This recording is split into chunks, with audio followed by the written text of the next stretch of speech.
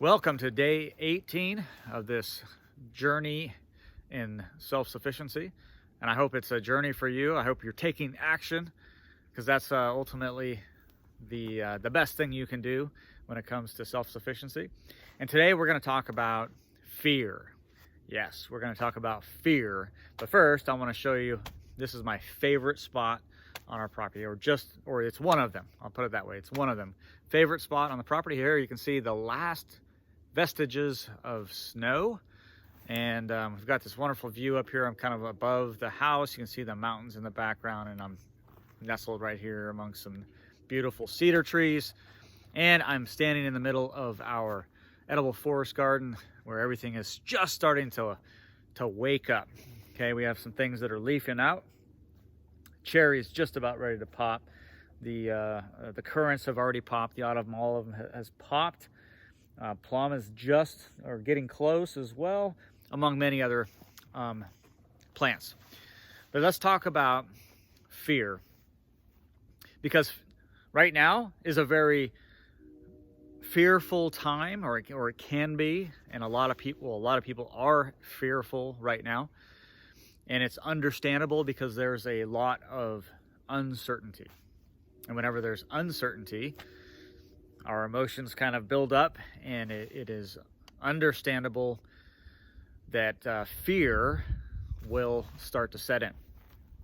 And fear, one thing to understand right off the bat, fear in and of itself is not a bad thing. Okay, fear can be good, and fear can be bad. Okay, so that's what we're going to talk about today is how can we benefit from fear, and also how can we tamp down fear where it's irrational or unreasonable fear, and how can we utilize fear for what we're trying to do. Okay, and in this case, yes, I'm talking about self-sufficiency. And it certainly impacts self-sufficiency. People don't act a lot of times when they're fearful, or they will act, but they'll act in a manner that is erratic, panicky, irrational. Okay, rushing by the olive oil and nuts and canned meats, to get the last roll of toilet paper, for example, is you letting fear drive how you make decisions. Okay, so we need to make sure that our decision making is sound, right? So again, fear can be good and it can be bad. Think about it like this. Here's an example. Someone who has lived a completely unhealthy lifestyle their entire lives, okay, and they get this terrible diagnosis, and the doctor comes and says, look, you have this terrible diagnosis, and it is, a very high contributor has been your lifestyle, right? And that, boom, that hits them like a ton of bricks. But then they make a radical change. They turn 180 degrees, and then they change their lifestyle. They clean up their diet. They start exercising. They get their mind right, and they start to de-stress and understand what's important, and let go of the things that are not important, to start spending more time with family, etc., etc. There's stories like that all over the place that make those types of huge changes occur when someone is fearful, right? It's like, okay, let's just use this scenario of this worldwide pandemic. And someone says, whoa, they go to the store, and it's like you can only get one, a dozen eggs, and you can only get one bag of flour, and there's 0 toilet paper, and there's 0 hand sanitizer, and the frozen vegetables are gone, and et cetera, et cetera. And they're just like, whoa, I'm not going to do this anymore, right? I mean, that there's a little bit of fear in them, but it drives them towards action. Okay, and that's good, but we just need to make sure that it is good action. Okay, good action.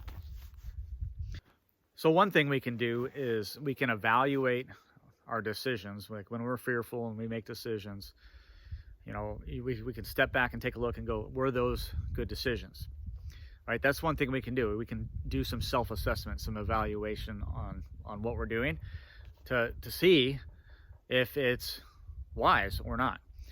Okay, another thing that we can do that I think is very helpful is understand that people have gone through this before. People are going through this next to you, but certainly throughout history, people have gone through things like this and worse. Okay, and worse. And so understanding that people have overcome great adversity.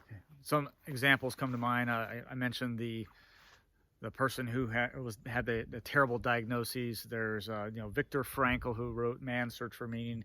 His time in concentration camps, his wife and kids were killed during that time. There are and then countless others. There are so many people like Sylvester Stallone, who was born, I think it was during labor and delivery, there was some issues, and it caused some damage to his face, so that's why he has that slight slur. Yet, look at him as he persevered through that, and I'm sure because people were like, no, that guy's, there's no way he's going to make it, right? He didn't let fear stop them, or fear of being made fun of. Making videos and putting it online, there could be some fear there that people are gonna make fun of you or laugh or write terrible comments, whatever, right? All of those types of things that hinder people from doing things that they want to do. All right, so understanding that throughout history, and it's not a bad thing to look up trials and tribulations and great periods of adversity and understand those things, not to become fearful, but to understand it's like, wow, people have gone through these things before and they have thrived through them, and they have made it through them, and then on the backside they usually end up thriving, okay, in a lot of cases.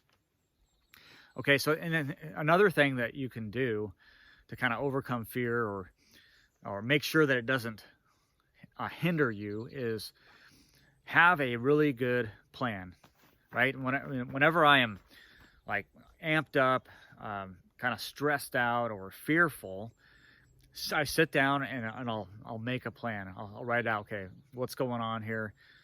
What is it I need to do, right? And I'll start writing those things down and come up with a thorough plan.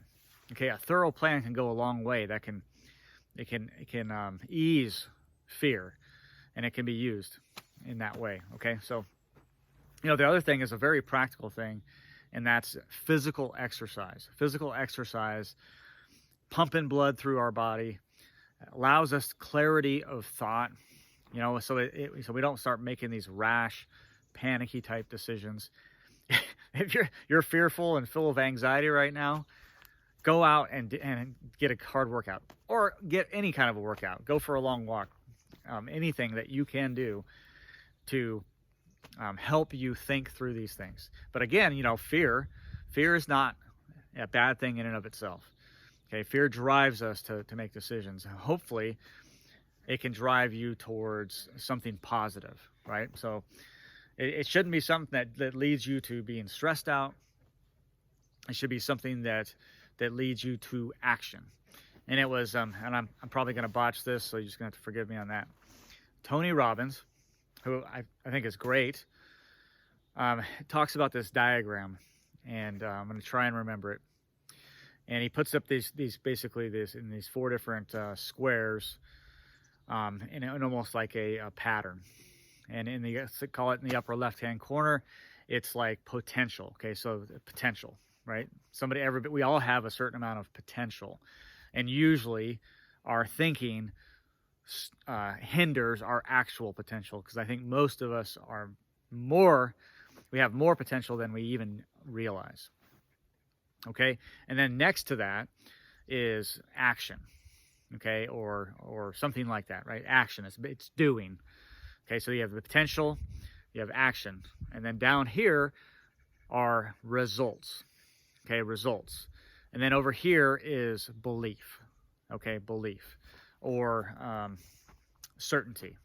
Okay, so in other words, you have this cycle. And so the more belief that you have, or the more certainty that you have that you can do something, that you can achieve a certain level in whatever it is, the more potential you will understand that you have. The more potential that you have, the more action that you're likely to take. Okay, and then when you get those results, it reinforces this. Okay, it reinforces your belief, right? Which of course, increases your potential, or your belief in how much potential you have, and action and results, et cetera, et cetera. Okay, and I think it's a great model. And fear, if we look at fear, how fear can impact that model, it can impact it positively or negatively, right? And negatively, it can disrupt that cycle, right? My certainty and my belief are trashed, okay, because of fear. Okay, so then what do you think I'm going to believe about my potential, right? There's no way I'm going to do that. I can't do that right now.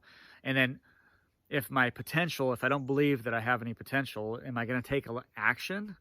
Probably not. Therefore, I'm not going to get results, and right, that spirals downwards. But on the other hand, fear can be like, oh crap, I need to take some action. Okay, even if I don't fully believe or whatever, I take some action, I get some results. Hey, I've got some belief now. I think there's some certainty into what I'm trying to do, and I've made a little bit of progress. Okay, and then I all of a sudden I believe, you know what? I've got more potential than I think. I think I can do more than I think. And then it's going to force me to take more action, or it's going to allow me to take more action, and I'm going to get more results. Okay, so that's how fear can be a positive or a negative. We need to make sure it's a positive. Okay, and again, just to recap, how can we make sure that fear is a positive? Number one, understand that it's a natural emotion. It's not going to kill us, and that people have gone before us. Okay, they've thrived through great fear and adversity. It is understanding that those things are true. It's having a plan. Okay, it's when I'm fearful, I sit down and I have a plan. I don't just run to the store to go, fight people for toilet paper, right? And then so on a real practical level, like physical exercise has all these impacts on our brain in positive ways, and they can help us deal with fear. Okay, so those are just a few things on fear that I think impact people's ability to develop self-sufficiency, right? Tying this back into self-sufficiency. And, if it's something that you want to do, then you need to put in that pattern. You can look up, Tony Robbins and that pattern. I don't even know what it's called, but it stuck with me because it's true, right? Those things kind of feed on each other. They can, so you can do it in a positive way, right? So there we go. So self-sufficiency through either utilizing fear or overcoming negative fear.